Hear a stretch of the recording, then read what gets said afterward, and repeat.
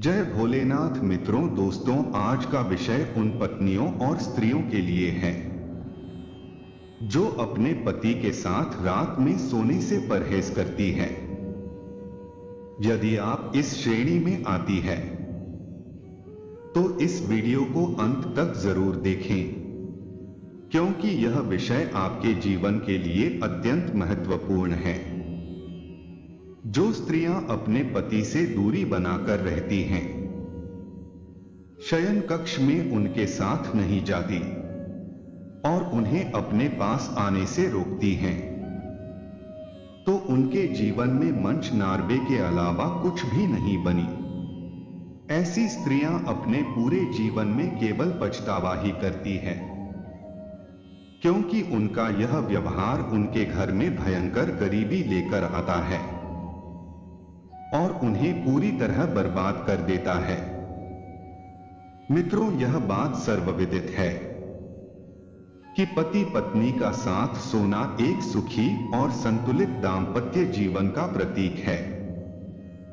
लेकिन क्या यह आवश्यक है कि पति और पत्नी हमेशा एक साथ ही सोए? चलिए मैं आपको एक रोचक कथा के माध्यम से समझाने का प्रयास करता हूं कि पति और पत्नी का साथ सोना क्यों जरूरी है। खासकर वे स्त्रियां जो अपने पति को अपने से दूर रखती हैं या उन्हें अपने पास सोने नहीं देती। इस कथा को ध्यान से सुने। कई बार ऐसी स्त्रियां अपने पति को खरी खोटी सुनाती है, गालियां देती हैं और भला बुरा कहती हैं। यह व्यवहार न केवल उनके रिश्ते को नुकसान पहुंचाता है, बल्कि उनके घर में एक नकारात्मक ऊर्जा भी उत्पन्न करता है। जो स्त्री अपने पति को अपने पास आने से रोकती है, उसे इसका परिणाम बहुत भारी पाप के रूप में भुगतना पड़ता है। तो चलिए दोस्तों, इस कथा का प्रारंभ करते हैं। एक समय की बात है। मध्य प्रदेश में एक स्वाभाविक और शांत नगरी थी। उस नगर के पास एक छोटा सा जंगल था, जिसके बीचों बीच एक नदी बहती थी। नदी के किनारे छोटे छोटे पेड़ खड़े थे और पूरे जंगल में पंछियों की चहचहाहट गूंज रही थी। उसी नदी के किनारे एक छोटा सा घर बना हुआ था, जिसमें एक धनी व्यक्ति अपनी पत्नी और बच्चों के साथ रहा करता था। धनी व्यक्ति के एक बेटा और एक बेटी थी। उसकी पत्नी अत्यंत सुंदर थी। अगर कोई पुरुष गलती से भी उसकी पत्नी को देख लेता तो वह उसकी सुंदरता पर मोहित हो जाता। एक बार की बात है। संध्या ढल चुकी थी और रात का तीसरा पहर चल रहा था। उस समय जब सभी लोग अपने अपने घरों में सो रहे थे, वह धनी व्यक्ति न जाने क्यों जंगल की ओर बढ़ता चला जा रहा था। उसके चेहरे पर जरा भी डर नहीं था। ऐसा लग रहा था जैसे उसे किसी चीज की तलाश हो और वह उसे मिलने वाली हो। वह गहरी रात में जंगल की ओर तेजी से बढ़ता गया। चलते चलते अचानक उसकी नजर एक पुराने घर पर पड़ी। जैसे ही वह घर के पास पहुंचा, उसने देखा कि उस घर के बाहर एक अत्यंत सुंदर स्त्री खड़ी थी। उस स्त्री को देखकर उसके चेहरे पर हल्की सी मुस्कान आ गई। वहीं उस स्त्री ने भी उसे देखा और मुस्कुराई स्त्री ने कहा, हाँ शाह, आज आपको आने में इतनी देर क्यों हो गई? मैं कब से आपका इंतजार कर रही थी। यहां खड़े खड़े 1 घंटा बीत गया। न तो यहां से जाने ही वाली थी, लेकिन तभी मुझे पैरों की आहट सुनाई दी। जब मैंने देखा कि आप आ रहे हैं तो मेरी खुशी का ठिकाना नहीं रहा। धनी व्यक्ति ने जवाब दिया, हे प्रिय, मेरी पत्नी आज रात नींद ना आने की शिकायत कर रही थी। मैंने उसे बार बार कहा कि सो जाओ, लेकिन वह बार बार मुझसे कहती रही कि उसे नींद नहीं आ रही। तब मैंने उसे अपने पास बुलाया और अपनी बाहों में लेकर सुला दिया। जैसे ही वह गहरी नींद में चली गई, मैं तुरंत घर से निकलकर तुम्हारे पास आ गया। इसी कारण आज मुझे यहां आने में थोड़ा विलंब हो गया। यह सुनकर वह स्त्री बोली, आज मुझे भी देर हो गई थी। यहां पहुंचे तो सोचा कि आप पहले ही आ चुके होंगे, परंतु जब मैंने देखा कि आप यहां नहीं हैं, तो मुझे लगा शायद आप आकर वापस चले गए होंगे। फिर मैंने तय किया कि थोड़ा और इंतजार कर लेती हूं।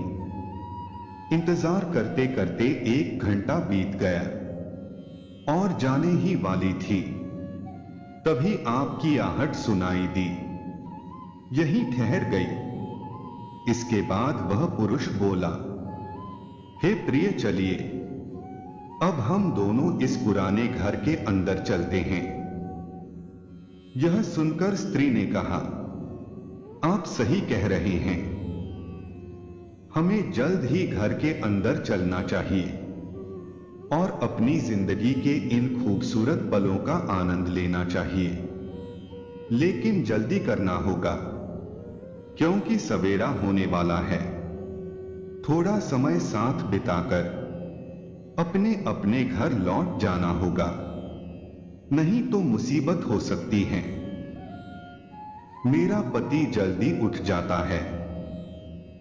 मैं पकड़ी गई थी, लेकिन तब मैंने उसे बहाना बना दिया कि शौचालय गई थी। वह मेरी बात मान गया और कुछ नहीं कहा। इसके बाद वह स्त्री और धनी व्यक्ति पुराने घर के अंदर चले जाते हैं। दोनों ने वहां कुछ समय बिताया और उस समय का पूरा आनंद लिया। वह धनी व्यक्ति अपनी पत्नी को धोखा देकर उस स्त्री से मिलने आया करता था और वह स्त्री अपने पति को धोखा दे कर उस पुरुष से मिलने आया करती थी। अब मित्रों, मैं आपको बताने जा रहा हूं कि जो स्त्रियां अपने पति को धोखा देती हैं, उनके साथ क्या होता है, और जो पुरुष अपनी पत्नी को धोखा देते हैं, उनका अंजाम क्या होता है। एक बार की बात है, कैलाश पर्वत पर शांति का वातावरण था। चारों ओर पक्षियों की मधुर चहचहाहट सुनाई दे रही थी। भगवान भोलेनाथ ध्यान मुद्रा में बैठे हुए थे। तभी नारद जी अंतरिक्ष मार्ग से गुजरते हुए नारायण नारायण का जाप करते हुए कैलाश पर्वत पर पधारते हैं। वहां पहुंचने के बाद वे भगवान भोलेनाथ को प्रणाम करते हैं और विनम्रता से कहते हैं, हे प्रभु, आज जब मैं पृथ्वी लोक पर भ्रमण कर रहा था, तो मैंने एक बहुत ही अजीब घटना देखी। एक स्त्री जो अपने पति को बिस्तर पर सुला चुकी थी, रात के समय जंगल की ओर जाती हुई दिखी। वह एक कुटिया के पास खड़ी होकर किसी पुरुष का इंतजार कर रही थी। दूसरी ओर मैंने देखा कि एक पुरुष अपनी पत्नी और 2 बच्चों को धोखा देकर घनी रात में जंगल के रास्ते से गुजरते हुए उसी स्त्री से मिलने के लिए वहां पहुंचा। वे दोनों उस पुराने घर के अंदर गए और शारीरिक संबंध बनाए। इसके बाद क्या हुआ, मैं नहीं जानता, लेकिन यह दृश्य देखकर मेरे मन में बहुत सारे प्रश्न उठने लगे। हे प्रभु, यह स्त्री अपने पति को धोखे में रखकर ऐसा घिनौना काम कर रही है, और वह पुरुष भी अपनी पत्नी और बच्चों को धोखा देकर इस कृत्य में लेता है। यह सब देखकर मेरे मन में अत्यधिक बेचैनी हो गई। मेरे उन प्रश्नों के उत्तर जानने के लिए बहुत प्रयास किया, इधर उधर भटकता, लेकिन मुझे संतोषजनक उत्तर नहीं मिल पाया। यह सुनकर भगवान भोलेनाथ नारद जी से कहते हैं, हे नारद, आप इतने चिंतित क्यों हो रहे हैं? आपके जो भी प्रश्न है संकोच मुझसे पूछिए, मैं आपके सभी प्रश्नों का उत्तर देने के लिए तैयार हूं। इसके बाद भगवान भोलेनाथ ने नारद जी से कहा, हे नारद देव, ये कलयुग का समय है और इस युग में ऐसा होना कोई आश्चर्य की बात नहीं है, परंतु तुम अपने मन में उठ रहे प्रश्न निश्चिंत होकर मुझसे पूछो। मैं तुम्हारे हर प्रश्न का उत्तर देने के लिए तैयार हूं। तब नारद जी बोले, हे प्रभु, मेरा पहला प्रश्न यह है कि वे कौन सी स्त्रियां होती है जो अपने पति को अपने पास सोने नहीं दे रही है, और ऐसी स्त्रियों के साथ क्या होता है? उन्हें कौन सा पाप लगता है? कृपया मुझे इसका उत्तर दें। भगवान भोलेनाथ मुस्कुराते हुए बोले, हे नारद, अब तुम अपना दूसरा प्रश्न भी पूछो। मैं तुम्हारे दोनों प्रश्नों के उत्तर एक साथ दूंगा। तब नारद जी ने कहा, हे प्रभु, मेरा दूसरा प्रश्न यह है कि वे कौन सी स्त्रियां होती है जो अपने जीवन में 3 गंभीर गलतियां करती हैं और फिर उन गलतियों के कारण उन्हें जीवन भर पछताना पड़ता है। वे कौन सी गलतियां हैं जो करने के बाद स्त्रियां पूरी जिंदगी भर आंसू बहाती रहती हैं? नारद जी के इन प्रश्नों को सुनकर भगवान भोलेनाथ गंभीर हो गए और बोले, हे नारद, आज तुमने यह प्रश्न पूछकर समस्त मानव जाति का कल्याण किया है। तुम्हें भी पता है कि कलयुग में स्त्रियां अक्सर अपने पति को छोड़कर अन्य पुरुषों की ओर आकर्षित होती है और वहीं पुरुष भी अपनी पत्नी को छोड़कर अन्य स्त्रियों की ओर आकर्षित होते हैं। यह कलयुग का स्वभाव है और इसमें ऐसा होना आम बात है। परंतु हे नारद, आज मैं तुम्हें एक कथा के माध्यम से यह समझाऊंगा कि जो स्त्रियां अपने पति को अपने पास सोने नहीं देती, उन्हें कौन सा पाप लगता है।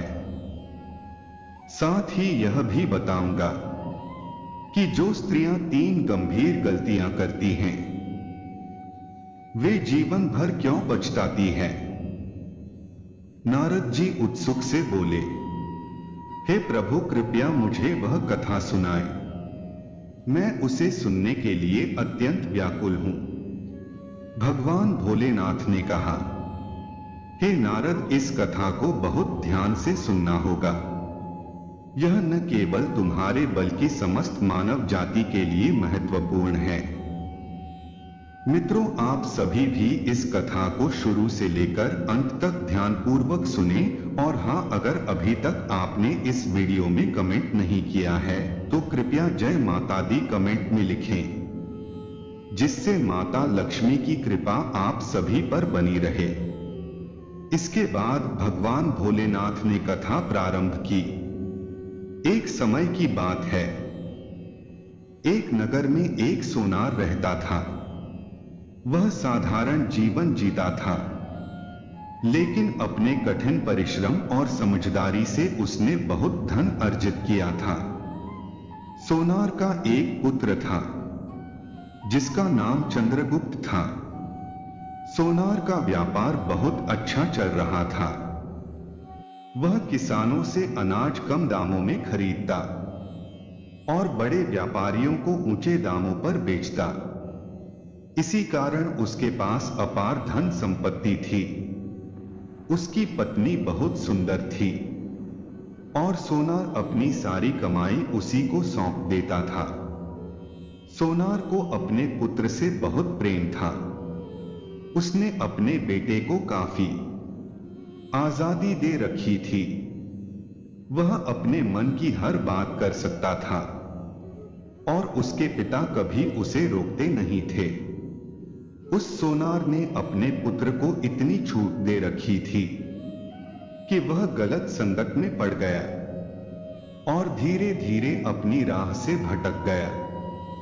जैसा कहते हैं कि अधिक आजादी या तो इंसान को बना देती है या फिर बिगाड़ देती है। दुर्भाग्यवश उस सोनार के पुत्र के साथ ऐसा हुआ कि वह बिगड़ गया। वह गलत संगत में पड़कर ऐसे रास्ते पर चलने लगा जो उसे बर्बादी की ओर ले जा रहा था। उसका नाम चंद्रगुप्त था। वह जुए का आदी हो गया और अपने पिता के धन को जुए में उड़ाने लगा। वह अपनी मां से झूठ बोलकर धन ले जाता और फिर उसे जुए में हार जाता। इतना ही नहीं, वह अपनी काम वासना को अंत करने के लिए वेश्याओं के पास भी जाने लगा। नशा करने और बुरी आदतों में पड़ने के कारण उसका खर्चा दिन ब दिन बढ़ता जा रहा था। एक दिन किसी ने सोनार को बताया कि उसका पुत्र वेश्याओं के पास जाता है, जुआ खेलता है और नशा करता है। यह सुनकर सोनार के मन में गहरी चिंता उत्पन्न हुई। उसने सोचा, अब इसे सुधारने के लिए मुझे कुछ करना होगा। इसका खर्चा बेकाबू हो गया है। फिर उसने तय किया कि अपने पुत्र का विवाह कर देना ही उचित होगा। वह सोचने लगा, शादी के बाद घर में इसकी पत्नी आ जाएगी तो शायद यह अपनी बुरी आदतें छोड़ देगा। वेश्याओं के पास जाना और अन्य गलत काम करना बंद कर देगा। सोनार ने एक धनवान सेठ की बेटी के साथ अपने पुत्र का रिश्ता तय कर दिया। उस सेठ की बेटी का नाम मोहिनी था। मोहिनी अत्यंत सुंदर, रूपवान, गुणवान और अच्छे दिल वाली स्त्री थी। जब चंद्रगुप्त का विवाह मोहिनी से हुआ तो वह अपने घर में ही रहने लगा। मोहिनी की सुंदरता और गुण ने चंद्रगुप्त को इतना प्रभावित किया कि वह अपनी पत्नी को छोड़कर कहीं और नहीं जाता था। उसने वेश्याओं के पास जाना और अन्य बुरी आदतें छोड़ दी। कुछ समय तक सब कुछ ठीक रहा। फिर धीरे धीरे चंद्रगुप्त के माता पिता वृद्ध हो गए। एक दिन ऐसा भी आया जब उन्होंने इस दुनिया को हमेशा के लिए अलविदा कह दिया। उनकी मृत्यु के बाद चंद्रगुप्त और मोहिनी अपने जीवन को आगे बढ़ाने लगे।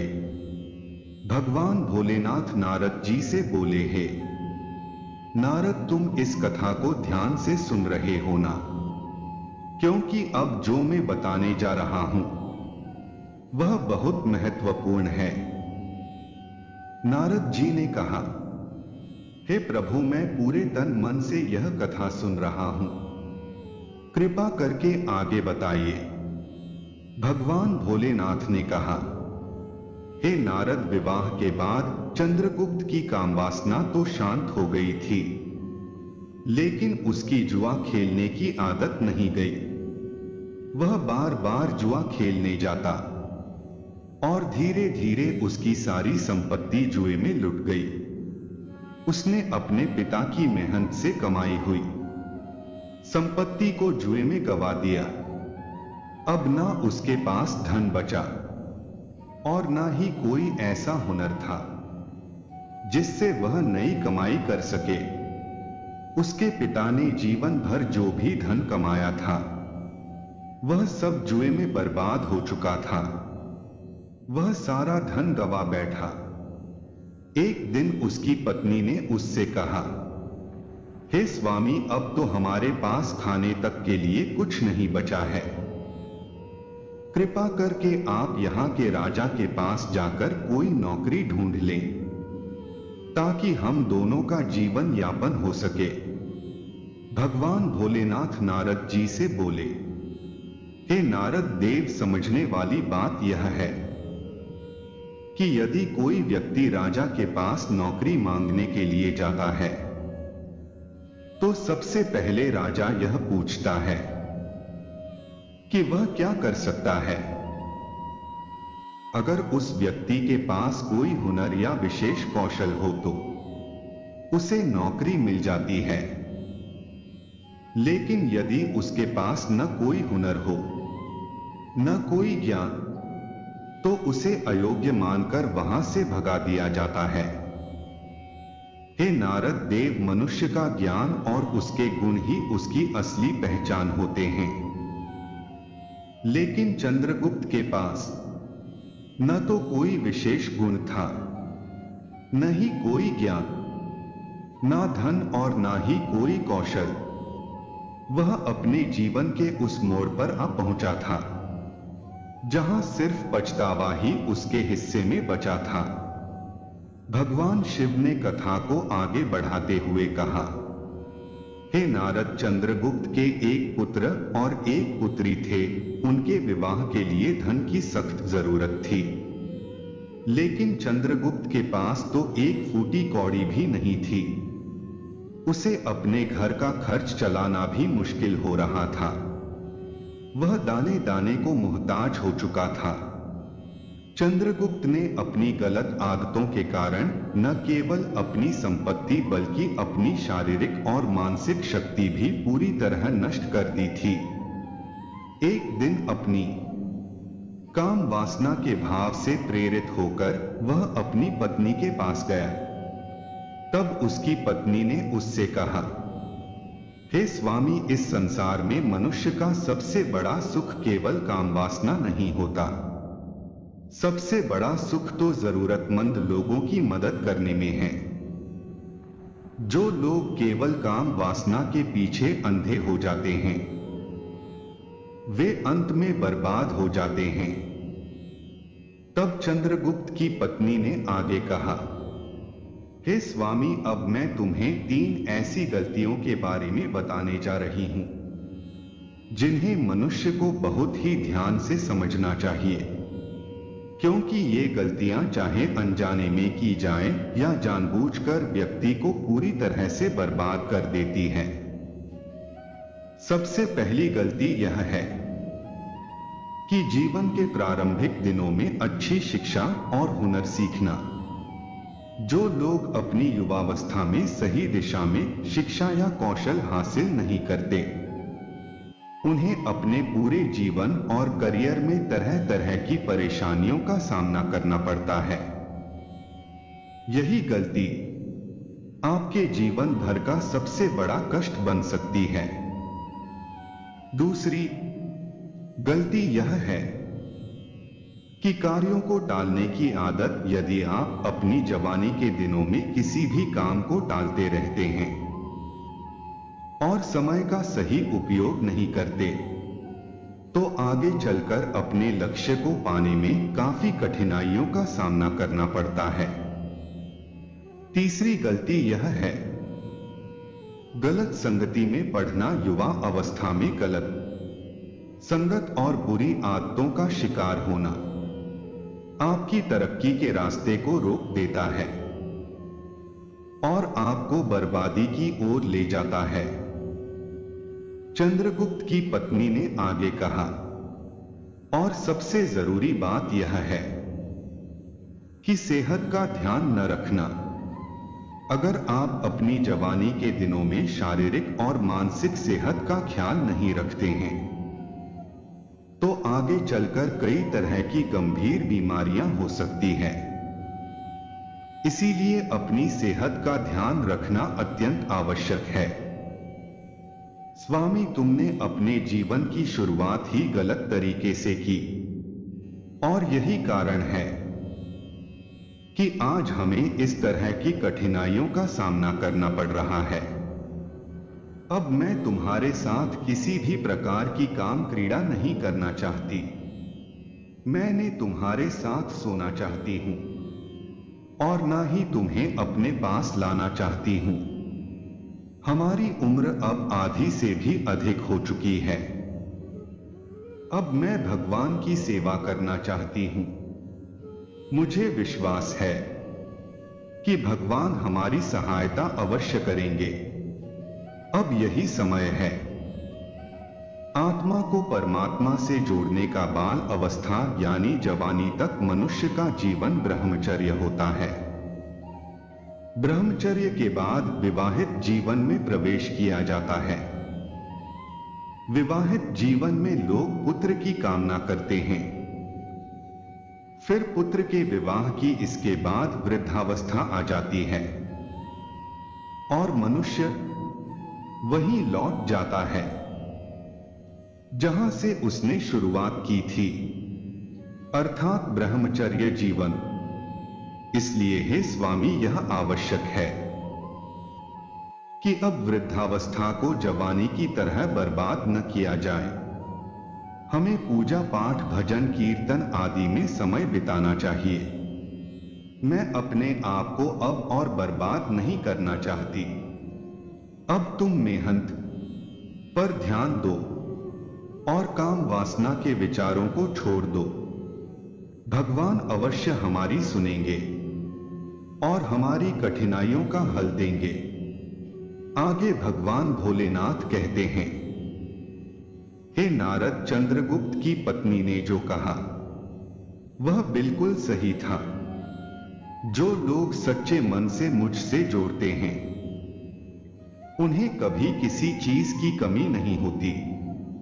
कुछ समय बाद एक बूढ़ी औरत चंद्रगुप्त की पत्नी से आकर मिली।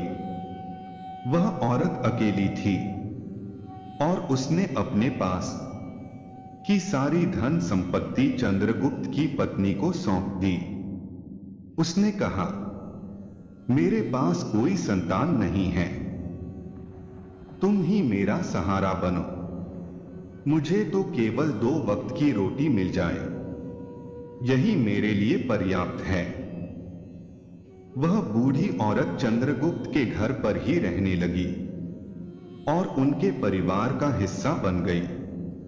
भगवान भोलेनाथ आगे बोले, हे नारद, यह कथा इस बात का प्रमाण है कि सच्चे मन और समर्पण के साथ जो लोग जीवन में सत्य और धर्म का पालन करते हैं उनकी सहायता के लिए मैं स्वयं कोई न कोई मदद स्वयं भेजता हूं। चंद्रगुप्त ने अपने दोनों पुत्रों का विवाह कर दिया और पूरे परिवार के साथ सुखपूर्वक जीवन बिताने लगा। भगवान भोलेनाथ कहते हैं, हे नारद देव, उस बूढ़ी महिला के धन से चंद्रगुप्त के परिवार की स्थिति में सुधार तो आ गया और उनके घर में धन की कोई कमी नहीं रही, लेकिन चंद्रगुप्त धीरे धीरे गलत राह पर चल पड़ा। उसकी पत्नी ने उसके साथ सोने और काम क्रीड़ा करने से मना कर दिया, जिससे चंद्रगुप्त का मन अशांत हो गया। भगवान भोलेनाथ आगे कहते हैं, हे नारद, चंद्रगुप्त ने अपनी पत्नी के इस व्यवहार से परेशान होकर एक गलत रास्ता चुन लिया। वह एक अन्य स्त्री के प्रेम जाल में फंस गया, क्योंकि उसकी पत्नी न तो उसके साथ सोती थी और न ही उसकी काम वासना को शांत करने के लिए उसके साथ समय बिताती थी। इस कारण वह अपनी इच्छाओं को शांत करने के लिए रात्रि में घर से बाहर गांव के एक पुराने मकान में उस स्त्री के साथ मिलने जाने लगा।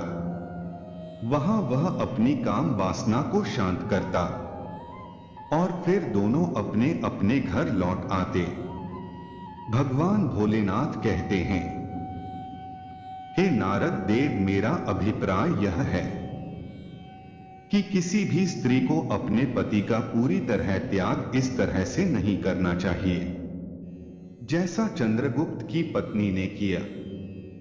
जब कोई स्त्री अचानक अपने पति से दूरी बना लेती है, रात्रि में उसके साथ सोना बंद कर देती है, या शारीरिक संबंधों से इनकार कर देती है, तो अक्सर पति गलत राह पर चल पड़ता है।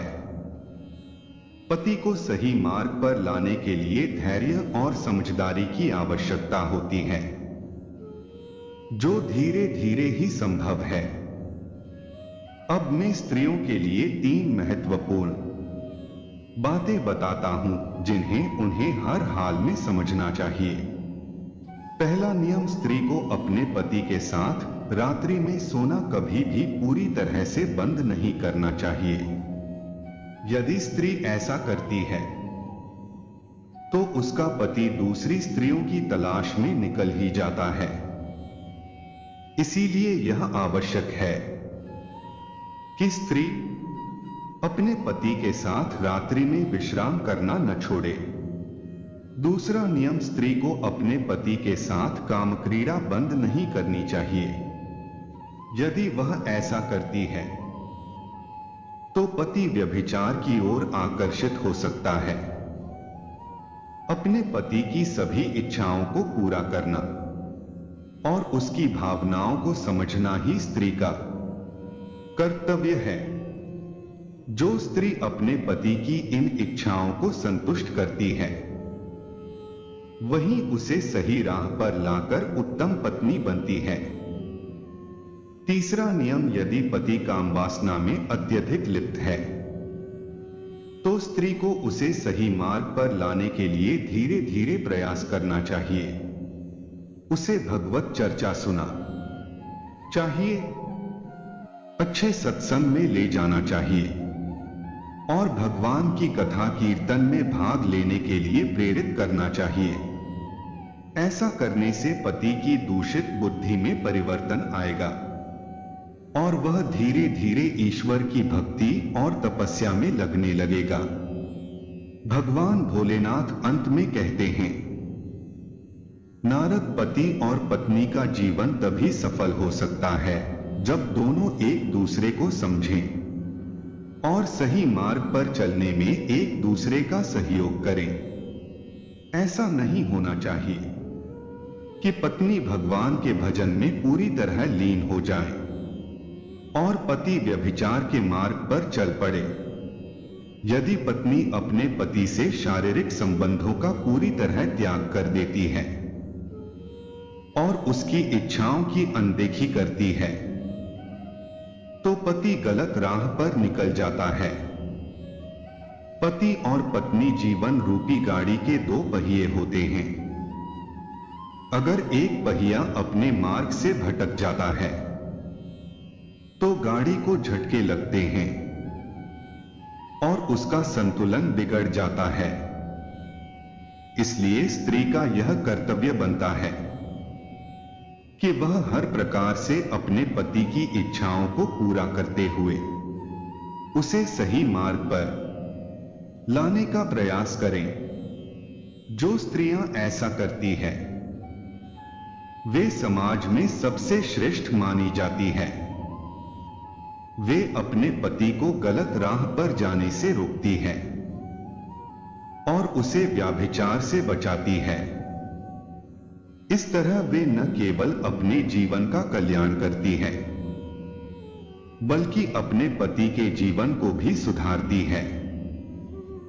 भगवान भोलेनाथ कहते हैं, नारद, आप जान ही गए होंगे कि जिस पुरुष को आपने उस पुराने घर में एक स्त्री के साथ काम क्रीड़ा में लिप्त देखा, वह चंद्रगुप्त ही था। चंद्रगुप्त की पत्नी ने उससे शारीरिक संबंधों का त्याग कर लिया था।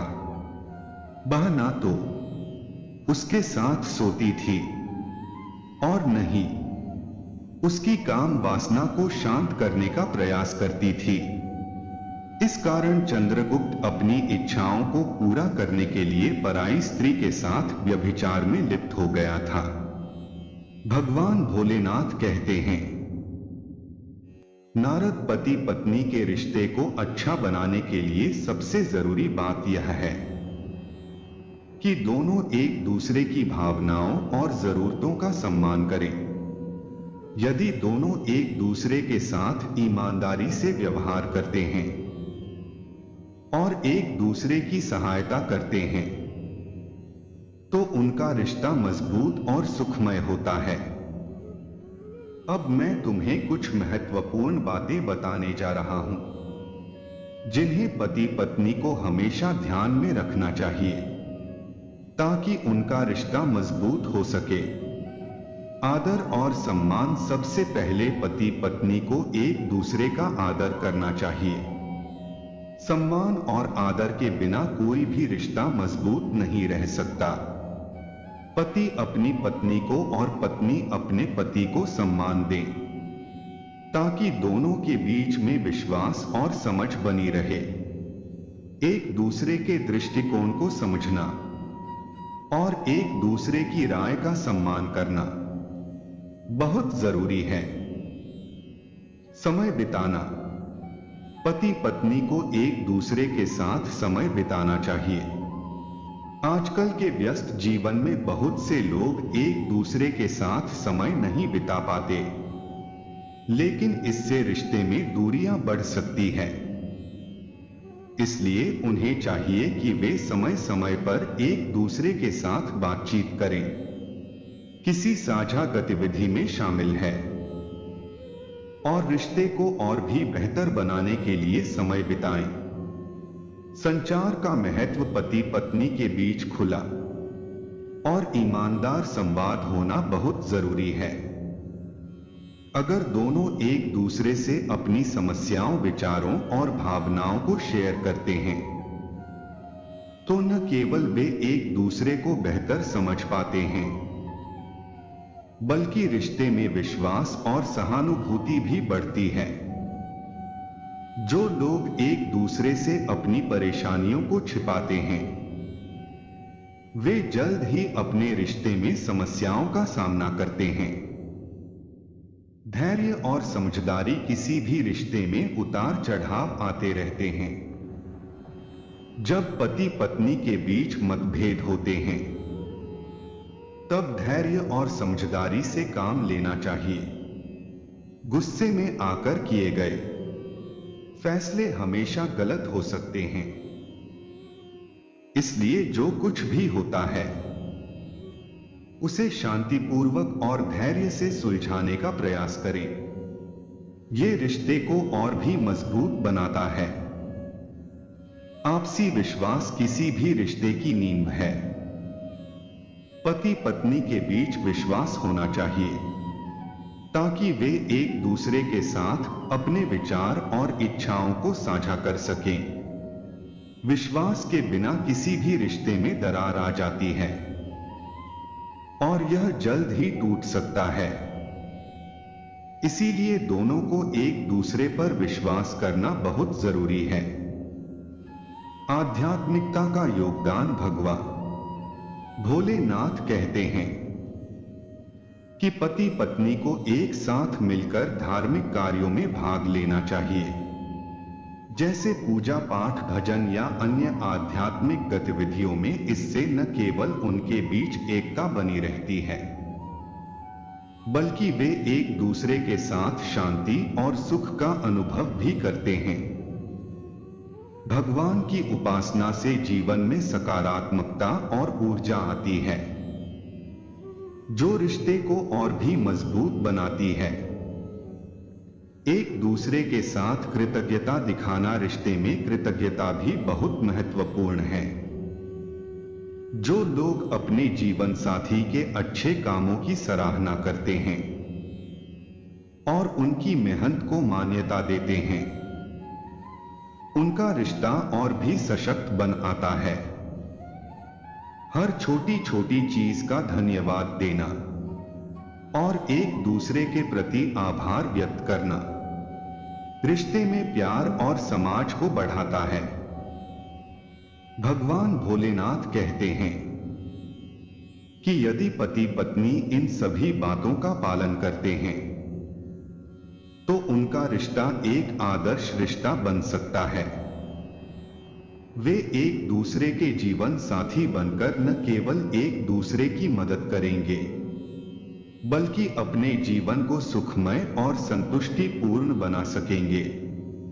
भगवान भोलेनाथ की यह कथा सुनने के बाद नारद अत्यंत प्रसन्न हुए और नारायण नारायण का जाप करते हुए वहां से प्रस्थान कर गए। मित्रों, अगर आपको यह वीडियो पसंद आया हो तो कृपया इसे लाइक करें और हम